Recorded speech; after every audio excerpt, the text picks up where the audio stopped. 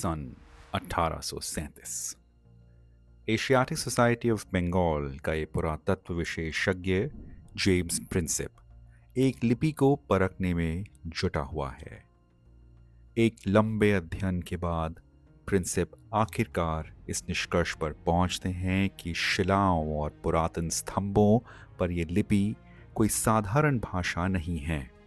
तकरीबन 2000 साल पहले खोई हुई प्राचीन लेखन प्रणाली की ब्राह्मी लिपि है और जल्द ही इस लिपि की खोज से इतिहास के पन्ने भी पलटना शुरू हुए, जिनमें सबसे खास लेखन था एक राजा का, जिसको उसकी प्रजा पियदस्सी बोला करती थी।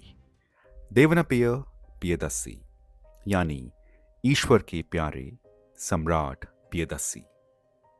जनता उसकी राजनीति, कर नीति और सद्भावना के साथ साथ राजा को उसके उदारवादी चरित्र पर नमन किया करती थी। एक ऐसा सम्राट जो हजारों सम्राटों में एक सितारे की तरह चमक रहा हो। वो पियदस्सी राजा कोई और नहीं, चक्रवर्तीन सम्राट अशोक थे।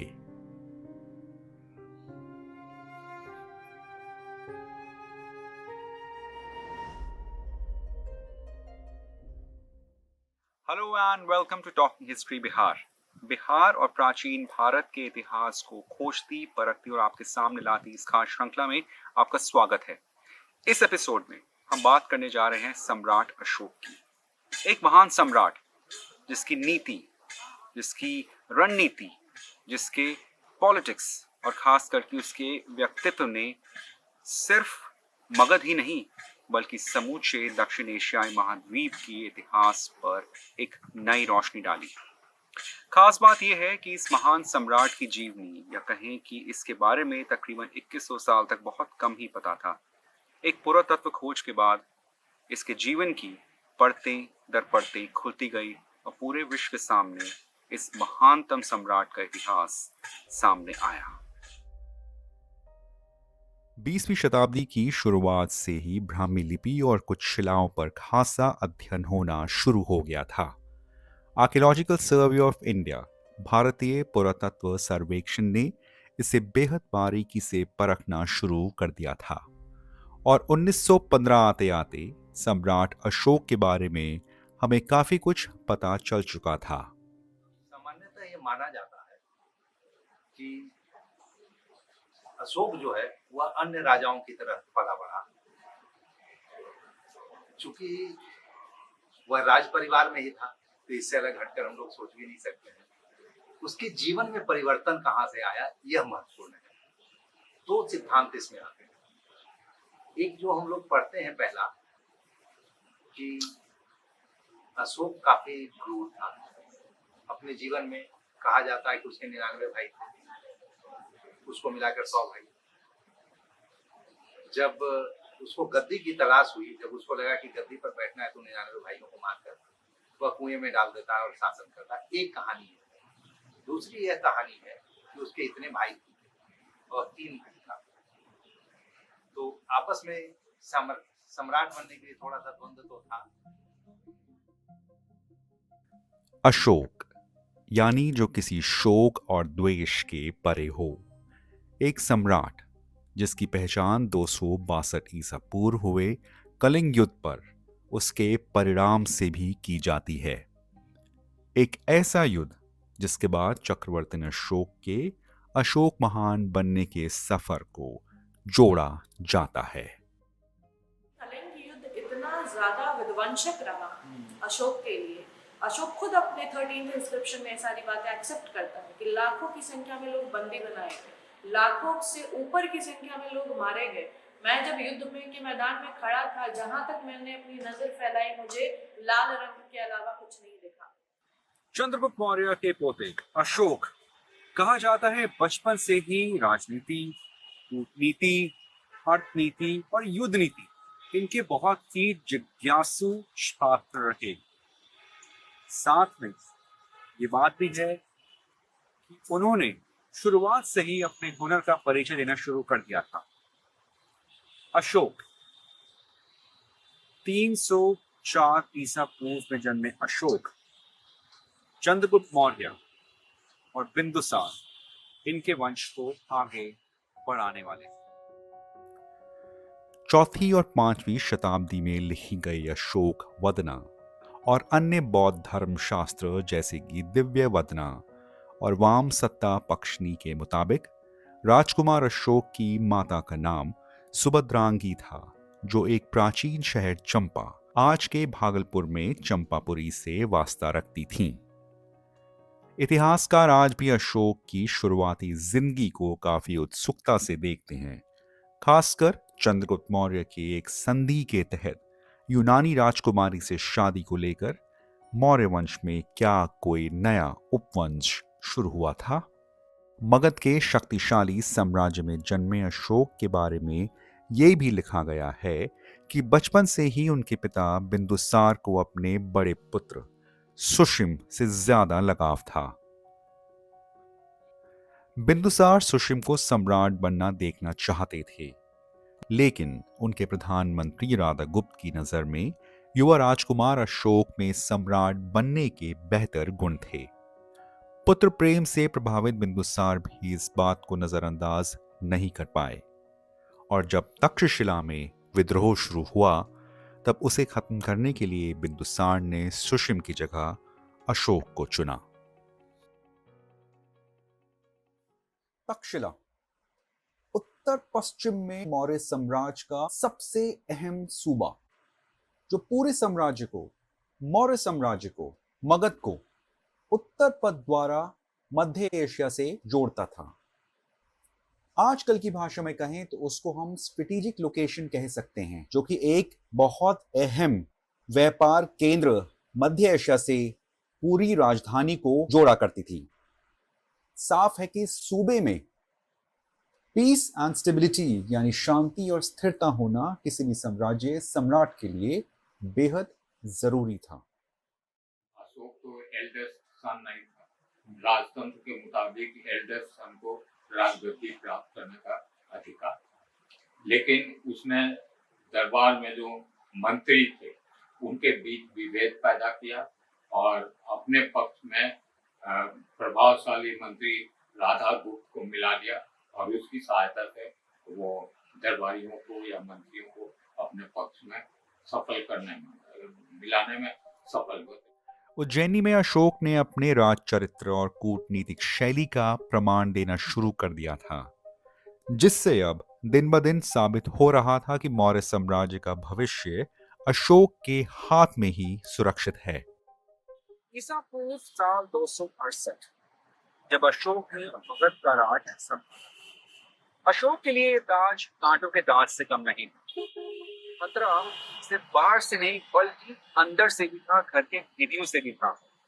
अशोक वदना के कहा जाता है कि अशोक के ही प्रधानमंत्री हैं। उन्होंने भी एक रणनीति बनाई थी जिसके तहत सुशिम और उनके भाइयों को रास्ते से हटाया गया और अशोक ने मगध का राज संभाल लिया। मगध का शासन संभालने के बाद अशोक ने भी पिछले शासकों की तरह विस्तारकारी नीति को अपनाया और सीमाओं पर लगे बाहरी राज्यों और सूबों पर हमले बोले, दुश्मन की सेना को बंधक बनाया और वहां की जनता को अपने अधीन किया। भारतीय और श्रीलंकन बौद्ध धर्म शास्त्रों के साथ साथ अशोक वदना के अनुसार अशोक का शुरुआती शासन बेहद जटिल और क्रूर था। बात करें तो चंद्रगुप्त मौर्य, बिंदुसार, इन सब ने एक बहुत बड़ा एम्पायर उसको दिया है। Already he had enough territories में था। तो इसके बाद क्या हुआ कि कलिंग एक बचा नहीं था। चंद्रगुप्त मौर्य में ऐसा कहा जाता है टेक्स्ट में कि चंद्रगुप्त मौर्य के समय में Kalinga was the part of Mauryan empire, लेकिन ऐसा हो सकता है कि बिंदुसार के समय में रिवोल्ट्स हुए बहुत सारे जगह पे, तो कलिंग उस समय में इंडिपेंडेंट हो गया। तो कुछ लोग ऐसा भी हिस्टोरियंस क्लेम करते हैं कि इकोनॉमिक पर्सपेक्टिव से, ट्रेड के पर्सपेक्टिव से बे ऑफ बंगाल अगर हम ज्योग्राफी देखें तो उससे वो पूरे यूरोप, एशिया सब में ट्रेड कर सकते हैं, इसलिए इकोनॉमिक पॉइंट ऑफ व्यू से उसको जो है कैप्चर किया। फाहीन और ह्यून सांग 5वीं और 7वीं शताब्दी में भारत आए चीनी यात्रियों ने अपने लेखों में सम्राट अशोक के शुरुआती राज में भी कुछ क्रूर वाक्यों का जिक्र किया है, लेकिन कई इतिहासकार इन व्याख्याओं को अतिशयोक्ति यानी एग्जैजरेशन के तौर पर भी देखते हैं। मुझे लगता है कि वो बौद्ध टेक्स्ट में जो इसको क्रूएल दिखलाने का प्रयास किया गया, वो उनका मोटिव यह था, यह दिखलाना कि बौद्ध धर्म इतना महान था कि उसके संसर्ग में आने के चलते अशोक जैसा दुष्ट प्रवृत्ति का राजा भी सहिष्णु बन जाता है, धर्मपरायण बन जाता है। ये कहा जाता है कि चंद्रगुप्त मौर्य और बिंदुसार अपने साम्राज्य को, मौर्य साम्राज्य को दक्षिण में फैलाना चाहते थे। काफी कोशिश भी रही, लेकिन नहीं कर पाए। दक्षिण या दक्खन, जिसमें कलिंग एक अहम हिस्सा था, अब तक मगध को लोहा देता हुआ आया। मगध कलिंग की सीमा नहीं लांघ पा रही थी। सम्राट अशोक ने भी अपनी विस्तारकारी नीति यानी एक्सपेंशनिस्ट नीति के तहत कलिंग पर हमला बोला। ये एक बेहद जबरदस्त हमला था, जिसके बाद मगध विजयी हुआ और उसके पुराना सपना, चंद्रगुप्त मौर्य, बिंदुसार, अशोक, इन सब का सपना साकार हुआ। कलिंग हार गया, लेकिन ये युद्ध इतिहास में एक सबसे विनाशकारी युद्ध के तौर पर गिना जाता है। एक ऐसा युद्ध जिसके बाद एक सम्राट ने अपनी नीति ही नहीं, अपने व्यक्तित्व को भी बदला। इतना असरदायी रहा कलिंग का युद्ध अशोक के पूरे व्यक्तित्व पर। युद्ध से पहले कलिंग एक बेहद समृद्ध और विकासशील प्रांत था। एक ताकतवर थल सेना और नौसेना के साथ साथ कलिंग अपनी कला और सामाजिक न्याय के क्षेत्र में भी जाना जाता था। कलिंग पर कब्जा यानी कूटनीतिक जीत के साथ साथ सांस्कृतिक जीत भी थी। जहाँ तक कलिंग के युद्ध का प्रश्न है, अशोक ने कलिंग पर क्यों अधिकार किया? अब कलिंग दक्षिण भारत को जाने वाले प्रमुख मार्ग पर पड़ता था। वो काफी इकोनॉमिकली प्रॉस्पेरस देश था और अशोक चाहता था कि उस पर अधिकार करके कलिंग के रास्ते से वो दक्षिण की तरफ अपनी सीमा का विस्तार करे। संभवतः इसी कारण कलिंग वार हुआ। अशोक स्तंभों पर लेखन के मुताबिक अपने शासन के 8वें साल में हुए कलिंग युद्ध ने अशोक पर गहरा प्रभाव डाला। एक अनुमान के मुताबिक इस युद्ध में 1 लाख से ज्यादा लोग मारे गए थे। युद्ध भूमि पर चारों तरफ हत्या, आगजनी, लूटपाट और कलिंग के आम नागरिकों के कष्टों को देख वो सम्राट बीचों बीच जैसे बिखर सा गया हो, और उसी क्षण उसने अपने अंदर एक बदलाव महसूस किया। कलिंग युद्ध इतना ज्यादा विध्वंसक रहा अशोक के लिए। अशोक खुद अपने 13th इंस्क्रिप्शन में सारी बातें एक्सेप्ट करता है कि लाखों की संख्या में लोग बंदी बनाए गए, लाखों से ऊपर की संख्या में लोग मारे गए। मैं जब युद्ध में के मैदान में खड़ा था, जहां तक मैंने अपनी नजर फैलाई, मुझे लाल रंग के अलावा कुछ नहीं दिखा। तो ये सारे इन सब चीजों के बाद वहां उसका हृदय परिवर्तन कहा जाता है कलिंग के युद्ध में हुआ। सम्राट अशोक ने बुद्धिज्म, बौद्ध धर्म अपनाने के बाद एक बड़ा प्रशासनिक ऐलान किया। अब राजपाट किसी विस्तारवादी नीति या युद्ध नीति या किसी अग्रेशन से नहीं, बल्कि प्रेम, सद्भावना और सहनशीलता से चलेगा। अशोक अब धम्म अशोक बन चुके थे। एक बौद्ध भिक्षु सम्राट, एक धर्म को मानने वाला सम्राट, जिसने धर्म को सिर्फ अपनाया ही नहीं, बल्कि अपनी आखिरी सांस तक इसका पालन भी किया। तो ये सारे इन सब चीजों के बाद वहां उसका हृदय परिवर्तन कहा जाता है कलिंग के युद्ध में हुआ। भेरी घोष से धम्म घोष। भेरी घोष का मतलब होता है युद्ध, भेरी मतलब युद्ध होता है, और धम्म का मतलब एक नैतिक एस्पेक्ट है। ये सब रिलीजन से नहीं जोड़ेंगे। बुद्धिज्म भले उसने एज अ रिलीजन एक्सेप्ट किया, बट उसने जो अपनी ये नई फिलॉसफी उसने दी of dhamma, dhamma is basically a moral conduct for. So, or he wanted to rule the entire country on the basis of that. कि सिर्फ मैं ये moral conduct follow नहीं करूँ as a human being, not as a Buddhist monk or Buddhist ideology who had a Buddhist ideology. सिर्फ इसे Buddhist लोग follow करें या बुद्धिज्म को जो मानते हैं वो फॉलो करें, वो हर एक व्यक्ति को नैतिकवान बनने को कह रहा है। तो बौद्ध धर्म को इसने संरक्षण तो दिया था, लेकिन इस पर एक आरोप लगता है कि बौद्ध धर्म को संरक्षण देने के क्रम में इसने खजाना खाली कर दिया। 84,000 स्तूप इसने बनवाए। स्तूप होता है बौद्ध धर्म में जो बुद्ध के अवशेष थे उसका कुछ अंश लेकर उसके ऊपर स्तूप खड़ा किया जाता था। तो 84,000 स्तूप बनाने की बात कही जाती है, हालांकि 84,000 आज अस्तित्व में नहीं है, गिनती के हैं, लेकिन फिर भी अगर कहा जा रहा है तो साम्राज्य में जो इनकम का स्रोत था वह लिमिट था। उस स्रोत को उसने बहुत ज्यादा खर्च कर दिया इन चीजों में, इसलिए वो उस पर जो एक संरक्षण का आरोप है वह तो ठीक है कि संरक्षण वो बौद्ध धर्म को दे रहा था, लेकिन उसके साथ साथ बौद्ध धर्म को तो उठा रहा था, लेकिन साम्राज्य को कहीं न कहीं वह नीचे पहुंचा रहा था। यूं तो अशोक बौद्ध धर्म से कुछ हद तक परिचित थे, लेकिन उसके अनुयायी अपने काल के 8वें साल बाद बने। बौद्ध साहित्यों के मुताबिक उनके पिता बिंदुसार ब्राह्मण धर्म को माना करते थे और उनकी माता सुभद्रांगी अजीविका धर्म को मानती थीं। अपने शासनकाल के दौरान स्थापित की गई शिलाओं और स्तंभों में अशोक का कहना है कि मगध में 2 प्रमुख धार्मिक विचार, बमना और शमना के साथ साथ कई और धार्मिक विचारों और धर्म को मानने पर कोई पाबंदी नहीं थी। और इसी तरह अशोक का दौर सामाजिक और ऐतिहासिक दृष्टिकोण से भी बेहद जरूरी हो जाता है। शासन के 20वें वर्ष में भी उन्होंने यात्रा की, तो यात्रा के क्रम में दान दक्षिणा तो सबको देने की बात वे कह रहे हैं अपने धम्मलेखों में।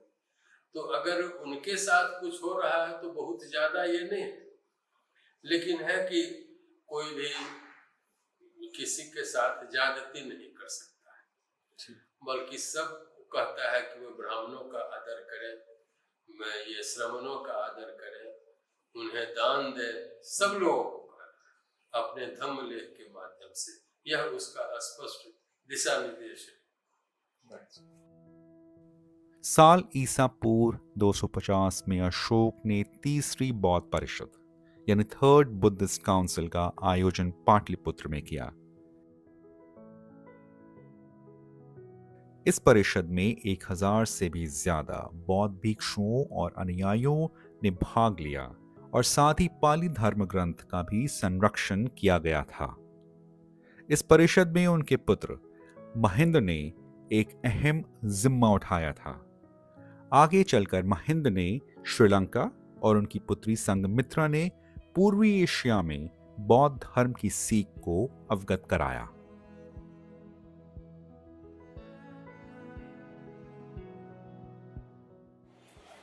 इस बात के प्रमाण है, यानी कि बात डॉक्यूमेंटेड है कि सम्राट अशोक ने कम से कम 84,000 बौद्ध विहारों और स्तूपों की स्थापना की। कई स्तूप और विहार आज की तारीख में समय के साथ लुप्त हो गए हैं।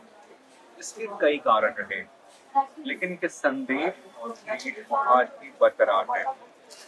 सबसे बड़ा उदाहरण है भारत का हमारा राष्ट्र चिन्ह नेशनल एम्ब्लम, जो कि सरनाथ की सिख राजधानी की अनुकृति है, और साथ ही चक्र अशोक चक्र जो कि हमारे तिरंगे के बीचों बीच है। खास बात यह है कि आजादी के बाद पंडित जवाहरलाल नेहरू के खास प्रस्ताव के बाद चक्र को तिरंगे में सम्मिलित किया गया। चंपारण में स्थित लौरिया नंदगढ़ और लौरिया अराराज के स्तंभ आज बिहार के प्राचीन इतिहास के एक अहम प्रतीक हैं। 32 फीट ऊंचे ये स्तंभ सम्राट अशोक के दौर की वास्तुकला का भी एक नमूना है। हर स्तंभ की तरह इस स्तंभ पर अशोक का शांति और न्याय का संदेश आज भी ज्वलित है। अशोक के समय में जो आर्किटेक्ट डेवलप हुए उसमें सबसे महत्वपूर्ण आर्किटेक्ट में पिलर्स को माना जाता है, स्तंभ को माना जाता है। कहा जाता है कि इसका थोड़ा सा प्रभाव जो है वो ईरानी व्यवस्था से स्थापित थी, लेकिन यदि आप पिलर्स को देखेंगे तो वो एकास्म पत्थर यानी एक ही पत्थर का बना हुआ है, लगभग 40 से 50 फीट लंबा। उसकी जो संरचना है वो गोल है और उस पर चमकदार पॉलिश की गई है, जो कि ईरानी कल्चर से काफी अलग थी। इसके अलावा पिलर्स के ऊपर कई पशुओं की मूर्तियां मिली है, जिसमें शेर की मूर्ति, हाथी की मूर्ति, बैल की मूर्ति, इस तरह की मूर्तियों का निर्माण किया गया है। ये सारी व्यवस्थाएं जो है ये अपने आप में उस पीरियड के दौरान जो बनाई गई, वो एक स्थापत्य की दृष्टि से सबसे अनोखी विशेषताओं में से एक है। और अशोक एक ऐसा शासक था जिसने स्थापत्य कला में काफी रुचि ली। उनके समय में स्तंभ का निर्माण किया गया, उनके समय में स्तूप का निर्माण किया गया, गुहा विहार का निर्माण किया गया। और ये वैसे आर्किटेक्ट थे जो इससे पहले भारतीय परिवेश में बहुत ही नगण्य थे। ऐसा माना जाता है कि जो बराबर और नागार्जुन के केव्स हैं, जो कि मौर्य पीरियड में निर्मित किए गए, ये पहले रॉक कट आर्किटेक्ट हैं जो कि भारतीय इतिहास में स्थापित हुए। यानी भारत में जब स्थापित की गई आर्किटेक्ट व्यवस्था, तो उसमें पत्थरों को काट करके अपने उपयोग के अनुसार उसका निर्माण किया जाना पहली बार जो है वो मौर्यन पीरियड में ही देखने को मिलता है। मेरे ठीक पीछे है अशोक काल की बनाई हुई बराबर गुफाएं। ये कहा जाता है कि मनुष्य की बनाई हुई पहली यानी कि फर्स्ट मैन मेड केव्स बराबर गुफाएं हैं। आप देख सकते हैं पीछे जो है अशोक काल की कलाकृति, उनकी वास्तुकला, उसका जो झलक है अभी बरकरार है। ये मेन गेट है, मुख्य द्वार है। इसके अंदर आप देख रहे हैं तो इसमें जो डिज़ाइनिंग है, इसमें 3 लेयर्ड जो पूरी आर्च है, सबसे ऊपर आर्च है जिसके ऊपर एक एपिटाफ है, उसके नीचे जाली है, उसके बाद जो है एक जो हाथी हैं उनकी कलाकृति है, और नीचे जो द्वार के अंदर जो एक कह सकते हैं दीवार है या एक उसके अंदर जो है ऊपर जो लिपि है खरोस्ती लिपि से लिखा गया है। सो इसमें यहाँ पे आपकी खरोस्ती के साथ साथ जो है पाली और ब्राह्मी लिपि के लिखे गए कुछ हिस्से, कुछ अवशेष यहाँ मिलते हैं। ठीक इसी तरह वैशाली स्तंभ और उसके शीर्ष पर सिंह राजधानी का चिन्ह हमें अशोक के धम्म और गौतम बुद्ध की शिक्षा से जोड़ती हैं। तो वहीं पश्चिमी चंपारण के रामपुरवा का ये स्तंभ एक सम्राट की निशानी से कई ज्यादा बढ़कर हैं। राष्ट्रपति भवन के बाहरी प्रांगण यानी फोरकोर्ट में रामपुरवा बुल की प्रतिमा आज एक सांस्कृतिक दर्पण है। आजाद भारत में पंडित जवाहरलाल नेहरू द्वारा अंग्रेजी इमारतों के भारतीयकरण के लिए गठित की गई समिति के प्रस्ताव के बाद इस प्रतिमा को राष्ट्रपति भवन में स्थापित किया गया था। भारतीय इतिहास में अशोक को एक महान शासक के रूप में स्थापित किया जाता है। और महानता का परिचायक युद्ध या युद्ध की नीति नहीं होती है, साम्राज्य का विस्तार नहीं होता है। महानता इतिहास में उसको स्थापित किया जाता है जो अपने शांति प्रिय या प्रजा के हित में कार्य करने वाले जो मुख्य रूप से शासक रहे हैं, उन्हें महानता की श्रेणी में शामिल किए जाते हैं। अशोक के द्वारा स्थापित जो साम्राज्य था उसमें उन्होंने धम्म नीति का संचालन किया, जिसमें मुख्य रूप से शांति प्रिय अहिंसक नीति को आगे बढ़ाने का प्रयास किया, प्रजा के हितों को आगे रखा। जैसे एक रुमनदेही अभिलेख पर स्पष्ट किया गया है कि बुद्ध का जन्म स्थान लुम्बिनी था, वहां पर जब यात्रा की थी अशोक ने, तो उस दौरान उन्होंने टैक्स को जो है वो घटा दिया था। तो ये सारे उदाहरण हैं कि राजा जो है वो प्रजा के हित में कार्य करना चाहता था, प्रजा के हितैषी शासन व्यवस्था को स्थापित करना चाहता था। और इसी कारण से भारतीय इतिहास में एक शासक के तौर पे अशोक को एक महान शासक के रूप में देखा जाता है, ना कि उन्हें एक महान विजेता के रूप में। अशोक महान को, अशोका द ग्रेट को हम किसी एक राजनीतिक दृष्टिकोण में सीमित नहीं कर सकते, और ना ही उनके किसी एक फैसले को सही गलत सही की दिशा के तौर पे देख सकते हैं। ये अशोक की महानता है कि ना ही सिर्फ उनकी जीवनी बल्कि उनके कई चिन्हों ने पीढ़ी दर पीढ़ी हमारा मार्गदर्शन किया है। लेकिन जिस तरह से हर उदय का अस्त होता है, हर शुरुआत का अंत होता है, ठीक उसी तरह अशोक की मृत्यु के बाद मौर्य साम्राज्य का बिखराव शुरू हो गया।